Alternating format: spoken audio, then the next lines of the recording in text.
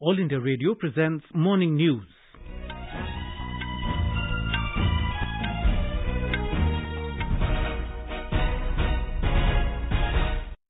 Good morning. I'm Sunil Verma and with me is Subhadra Ramachandran. The headlines. Prime Minister Narendra Modi addresses UN high-level dialogue on desertification, land degradation and drought. Says India is working towards restoring 2.6 crore hectares of degraded land by 2030. India's per capita carbon dioxide emission is lowest amongst big economies, says Union Minister Piyush Goyal. Lok Sabha notifies Pashupati Kumar Paras as leader of Lok Janashakti Party in the lower house. Centre relaxes electronic filing of income tax forms, allows submission in manual format to authorized dealers till 30th of June. India emerges as 14th most charitable country in the world. More than 25.87 crore doses of COVID-19 vaccine administered in the country so far. UK PM Boris Johnson delays easing of corona restrictions until July the 19th. NATO leaders declare China a constant security challenge. India to take on Afghanistan in Asia Cup soccer qualifiers in Doha today. And ICC announces prize money for World Test Championships final winner and runner-up. As many states are relaxing lockdown norms, we advise our listeners not to lower their guard as the COVID-19 pandemic remains a threat to our health. Please stay at home unless it is essential to go out and continue to follow the 4 simple steps. Wear a face mask, maintain 2 gaz ki duri for social distancing, focus on hand and face hygiene, and get vaccinated. For any COVID-related information and guidance, contact national helpline numbers 011-2397-8046 and 1075. And now the news. Prime Minister Narendra Modi has said 3 million hectares of forest cover has been added in India over the last 10 years. He said this has enhanced the combined forest cover to almost 1/4 of the country's total area. The Prime Minister was virtually addressing a UN high-level dialogue on desertification, land degradation and drought.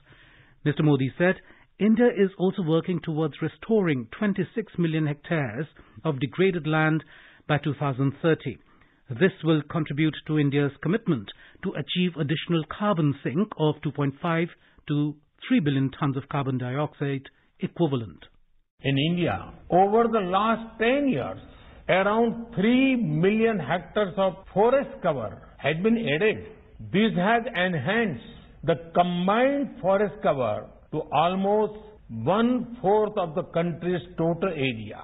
We are on track to achieve our national commitment of land degradation neutrality.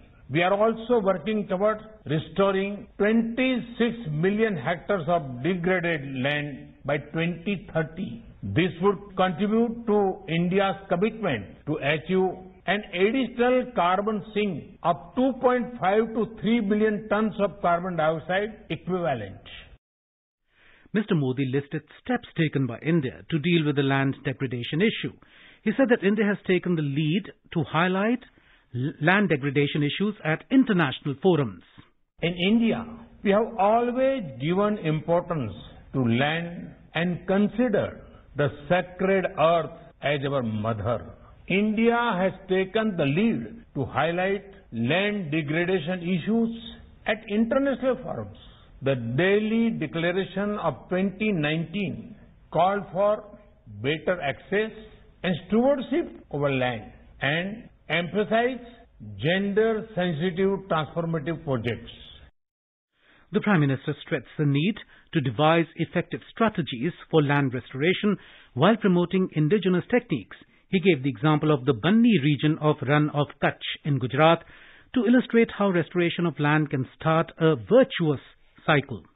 We believe that restoration of land can start a virtuous cycle for good soil health, increased land productivity, food security, and improved livelihoods. In many parts of India, we have taken up some novel approaches. To give just one example, the Banni region in Rann of Kutch in Gujarat suffers from highly degraded land and receives very little rainfall. In that region, land restoration is done by developing grasslands, which helps in achieving land degradation neutrality. It also supports pastoral activities and livelihood by promoting animal husbandry. He said land is the fundamental building block for supporting all lives and livelihood. He pointed out that land degradation affects over two-thirds of the world today. He cautioned that if left unchecked, it will erode the very foundations of societies, economies, food security, health, safety and quality of life. In the spirit of South-South cooperation, India is assisting fellow developing countries to develop land restoration strategies.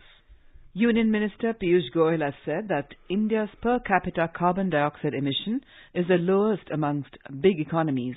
He said the ambitious renewable energy target of 450 gigawatts by 2030 shows India's commitment towards the United Nations 2030 agenda on sustainable development and the Sustainable Development Goals.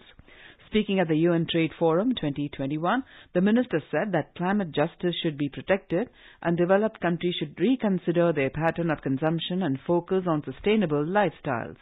Mr. Goyal said India has taken many bold steps on clean energy, energy efficiency, afforestation and biodiversity. India has also encouraged global initiatives like International Solar Alliance and the Coalition for Disaster Resilient Infrastructure. Pashupati Kumar Paras has replaced Chirag Paswan as leader of Lok Janshakti Party in Lok Sabha. Lok Sabha Speaker Om Birla approved the recognition of Mr. Paras as the LJP floor leader in the Lok Sabha. Earlier, 5 of the LJP 6 MPs had met Speaker Om Birla and submitted him a written request for appointing Pashupati Paras, removing Chirag Paswan from the position. The rebellion was led by Pashupati Paras, Hajipur MP and younger brother of late LJP founder Ram Vilas Paswan. 4 LJP MPs, Chandan Singh, Beena Devi, Mehboob Ali Khaisar and Prince Raj, backed Mr. Paras as the leader of party's parliamentary board, leaving party national president Chirag Paswan isolated. Mr. Paras was then unanimously elected as the LJP parliamentary leader in Lok Sabha.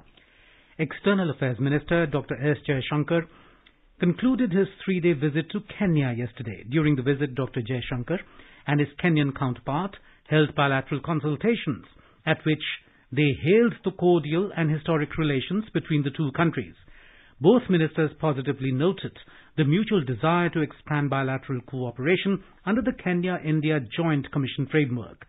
This underscores their commitment to the relationship, playing a greater role in regional and global context. The two sides deliberated on the impact of COVID-19 situation globally and called for joint efforts to combat the disease as well as consolidate economic collaboration during the pandemic and post-COVID-19 period. They emphasized the need for equitable and affordable access to vaccines and ensuring treatment for all. In view of the difficulties reported by taxpayers in electronic filing of income tax forms 15CA, 15CB on the portal www.incometax.gov.in, it has been decided that taxpayers can submit the aforesaid forms in manual format to the authorized dealers till June the 30th, 2021. Finance Ministry said that authorized dealers are advised to accept such forms till June the 30th, 2021 for the purpose of foreign remittances.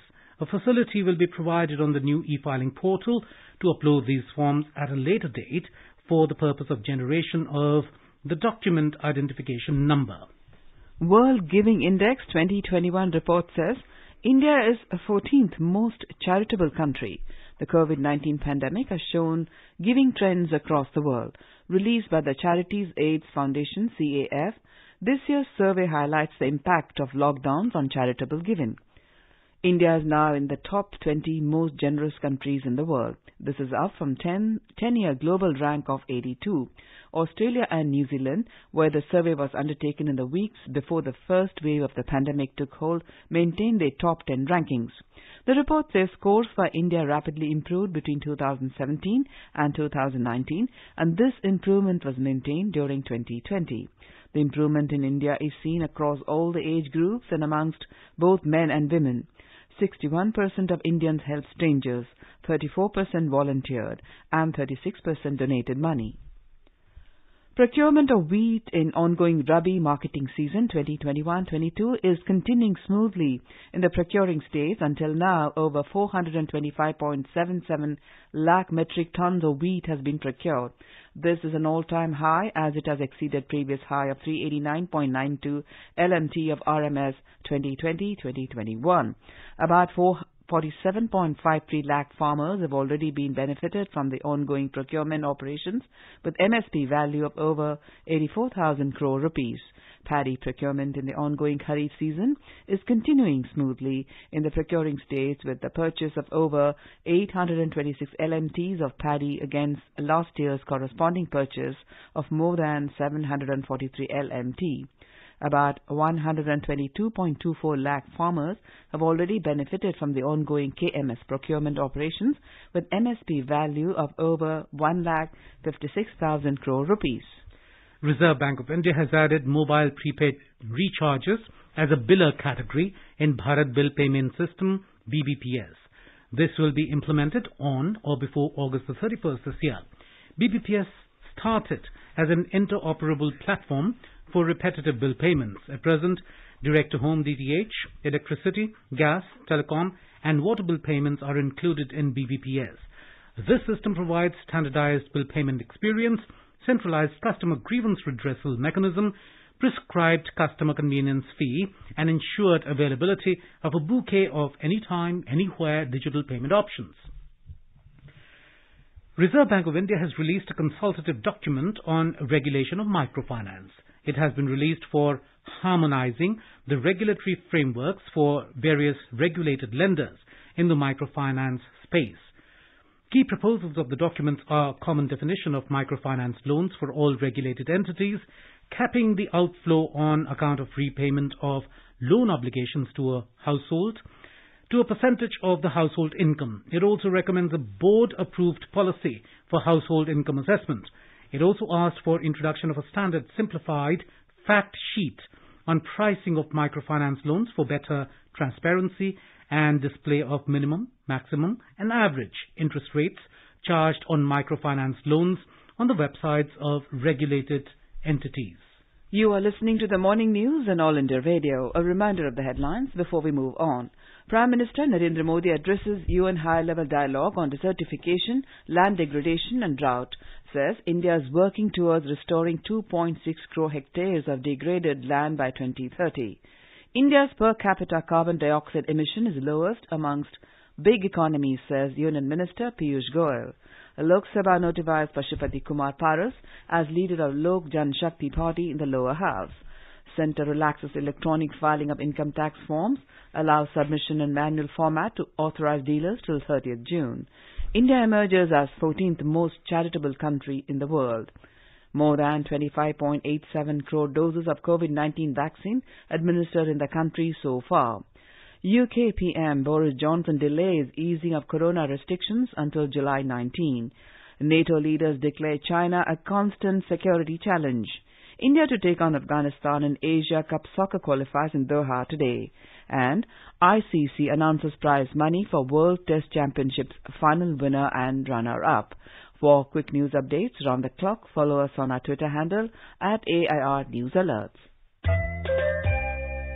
The Centre is disseminating awareness of national helpline numbers for the benefit of citizens during the COVID-19 pandemic. The helpline number of the Health and Family Welfare Ministry is 1075. The Child Helpline number is 1098. For senior citizens of Delhi, Karnataka, Madhya Pradesh, Rajasthan, Tamil Nadu, Telangana, Uttar Pradesh and Uttarakhand, the helpline number is 14567. The helpline number of National Institute of Mental Health and Neurosciences, NIMHANS, for psychological support is 08046110007. Ayush COVID-19 Counselling Helpline number is 14443 and MyGov WhatsApp Help Desk number is 9013151515.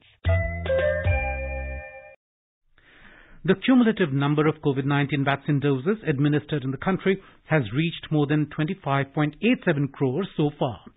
Over 20,99,000 vaccine doses were administered as first dose and more than 116,000 vaccine doses given as second dose in the age group 18 to 44 years yesterday. A report. Since the start of phase 3 of the vaccination drive, more than 4,34,35,000 people across 37 states and union territories have received their first dose. Over 8,33,000 received their second dose. On day 150 of the vaccination drive yesterday, more than 35,96,000 vaccine doses were given. 31,84,503 beneficiaries were vaccinated for first dose and 4,11,959 beneficiaries received second dose. Bihar, Delhi, Gujarat, Haryana, Jharkhand, Karnataka, Kerala, Madhya Pradesh, Maharashtra, Rajasthan, Tamil Nadu, Telangana, Odisha, Uttar Pradesh and West Bengal have administered more than 10 lakh beneficiaries of the age group of 18 to 44 years for the first dose of COVID vaccine. Suparna Segya, IR News, Delhi. Amidst the rapidly improving situation of corona infection in Chhattisgarh, the average positivity rate has come down to about 1.3%, while the recovery rate from COVID infection has increased to more than 97%. 600 new corona-infected patients were found in the state yesterday. Out of the 28 districts, in 25 districts, cases were reported in double digits. More from our Raipur correspondent. Chhattisgarh Chief Minister Bhupesh Baghel has appealed to the people of the state to take special precautions, keeping in mind the increasing number of corona cases in New Delhi as well as in the neighboring states. The Chief Minister has said that after the opening of the lockdown, the positivity rate has increased again in some states. He said that special precautions need to be taken in all areas of the state, especially in Bastar division. He has appealed to the people to follow the COVID-appropriate behavior. Apart from this, the Chief Minister has said that all eligible people must get vaccinated, saying that it is the strongest way to avoid corona infection. Vikalp Shukla, AIR News, Raipur.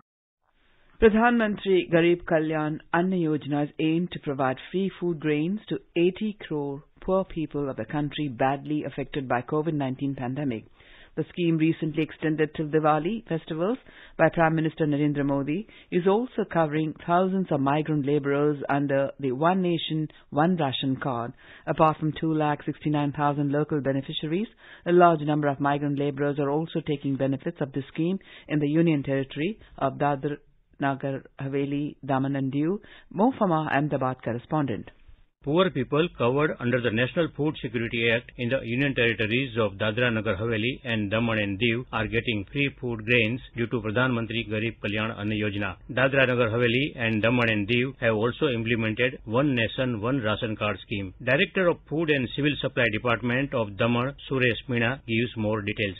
Daman Diu Dadra Nagar Haveli प्रशासन की तरफ से प्रधानमंत्री गरीब कल्याण अन्न योजना के तहत रेगुलर जो राशन डिस्ट्रीब्यूशन होता है राशन कार्ड धारियों को, उसके अतिरिक्त फ्री में 5 किलो राशन पर व्यक्ति प्रति माह दिया जाएगा। जो माइग्रेंट लेबरर्स हैं, जिनका राशन कार्ड किसी अपने नेटिव स्टेट में है, वो अगर अपने नेटिव स्टेट में ड्रॉ नहीं करते हैं फ्री राशन, तो उनको भी यहाँ पे फ्री राशन डिस्ट्रीब्यूट किया जाएगा। Beneficiary of this scheme Sapna Chaudhary said, एक एप्लीकेशन है मेरा राशन, जिसमें हम अपने राशन के बारे में सारी जानकारी जान सकते हैं कहीं पर भी बैठकर, तो वो एक अच्छी चीज है। कार्ड पर अनाज मिलता है और इससे पता रहेगा कि मैंने कब मेरा राशन लिया है और कोई दूसरा वो ना ले पाए। With Pradeep Bhavsar in Daman, Yogesh Pandya, AIR news, Ahmedabad.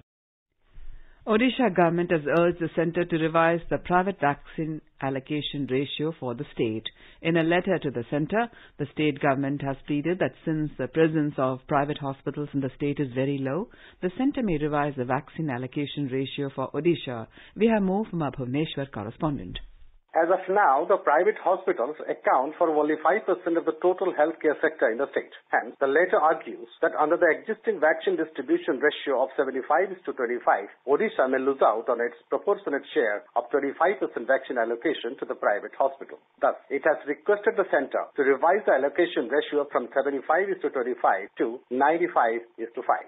Meanwhile, the current COVID-19 active caseload of the state has dipped further to less than 60,000 from more than 1 lakh just about a month back. On the other hand, with only less than 48 hours left for the statewide lockdown to come to a close, the state government is likely to announce its decision on lockdown soon. Girish Chandradas, AIR News, Bhubaneswar. In Tamil Nadu, more than 25,561 COVID patients recovered from the pandemic. Over 12,000 fresh COVID cases were registered yesterday. A total of 254 deaths were reported.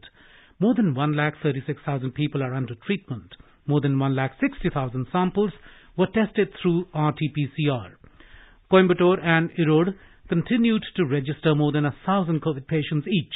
Chennai is well below the 1,000 mark and has registered 828 fresh COVID cases yesterday. British Prime Minister Boris Johnson has announced delaying the lifting of all restrictions in England till 19th of July as Delta variant of COVID-19 spreads. The lockdown was to end on 21st of June. In a press briefing, he says this decision will save thousands of lives as the government speeds up its vaccination drive.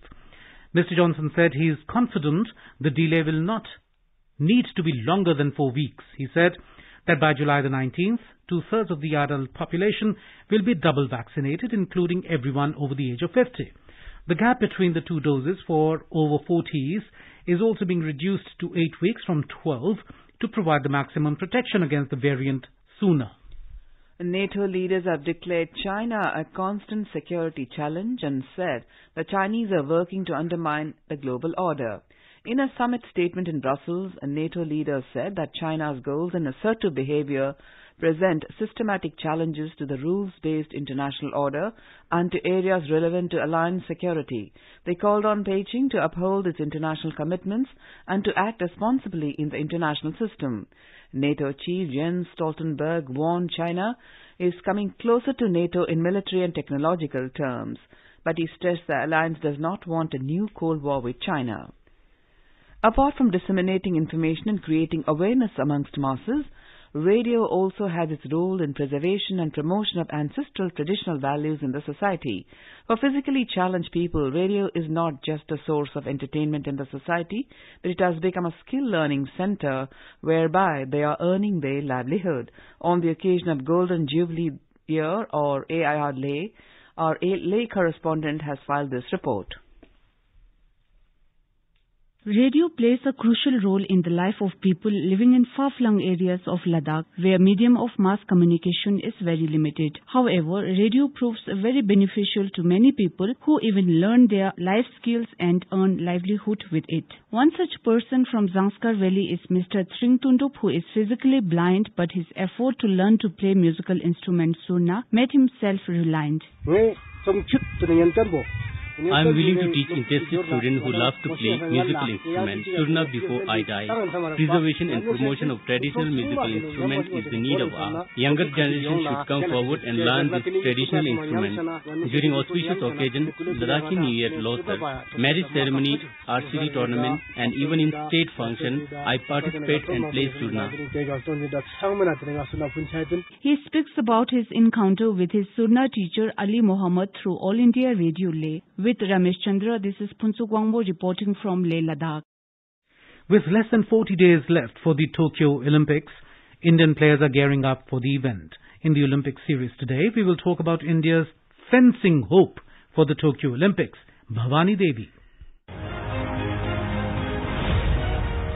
Born on 27th August in 1993 in Chennai, the exceptional fencing player Bhavani Devi is a name to reckon with. She has created history by becoming the first Indian woman fencer to qualify for the Olympics.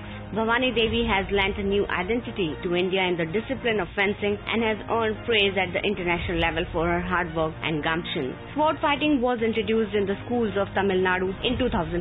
Bhavani played her first international match in Turkey when she was only 14. Bhavani Devi began her incredible journey by winning medals in the team events. In 2012, Bhavani won her first individual bronze medal in the Junior Commonwealth Championship at Jersey. Bhavani Devi bettered her performance in the 2014 Asian Games in the Philippines and went on to win the silver medal. She became the first Indian to achieve this feat. A year later, she won silver in the Under-23 Asian Championship in Mongolia and Flemish Open in Belgium. In 2017 in Canberra, Bhavani created history by winning the gold medal in the Senior Commonwealth Fencing Championship and becoming the first Indian to do so. Bhavani Devi attributes her success to her parents.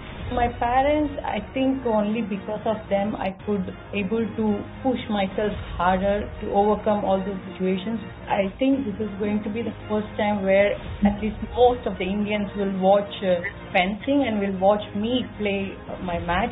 Currently, Bhavani Devi is rigorously preparing for the Tokyo Olympics. In Asian Cup soccer qualifiers, Sunil Chhetri-led India will look to garner full points when they will face Afghanistan in their last Group E match at the Jassim bin Hamad Stadium in Doha today. The 105th ranked India only need to avoid defeat against the 149th ranked Afghanistan to confirm the third spot behind leaders Qatar on 22 points and second placed Oman on 15 points in Group E. The ICC has announced prize money for winner and runner-up of World Test Championship final. The winning team of the final between India and New Zealand will receive about 12 crore rupees along with an ICC Test Championship maize. The losing team will receive 6 crore rupees approximately. The final match will start on June 18 at AGS Bowl, Southampton. And now let us take a look at the weather forecast for today. Jammu will have a partly cloudy sky with the possibility of rain or thunderstorm or dust storm. Minimum temperature 24 degrees Celsius while the maximum will be around 35 degrees. Srinagar will have a partly cloudy sky with possibility of rain or thunderstorm or dust storm. Temperature will hover between 15 and 29 degrees Celsius. Leh will have a generally cloudy sky with light rain or drizzle. The minimum and maximum temperatures will be between 10 and 23 degrees Celsius. Gilgit will see a partly cloudy sky. The temperature will hover between 17 and 39 degrees Celsius. Muzaffarabad will have a generally cloudy sky with the possibility of rain or thunderstorm or dust storm. The minimum temperature will be 21 degrees Celsius and the maximum will be around 35 degrees. And now an overview of today's newspapers. India's active count below 10 lakh mark, headlines a Statesman. New COVID-19 cases lowest in 74 days, writes the paper. SII partner Novavax reports 90% effective, says focused first on developing countries, reports the Indian Express. SII to produce it as Covovax, writes the Tribune. Immunity lasts at least a year after infection, gets stronger after jab, reports Hindustan Times, quoting a study by Rockefeller University and Weill Cornell Medicine. NATO leaders declare China is now a global security challenge, reports the Asian Age. G7 accommodates Indian stand on need for internet curbs, headlines the Hindu. The Asian Age, quoting the Prime Minister's address to the United Nations, headlines, "We'll restore degraded land for a healthier planet. Committed to save Mother Earth," is the headline in The Pioneer. Delhi tiptoes towards new normal with fingers crossed, writes the Times of India. People throng markets, flout COVID norms as states open, reports the Pioneer. 8,000 vehicles in 60 hours. Tourists throng Shimla, writes the Tribune.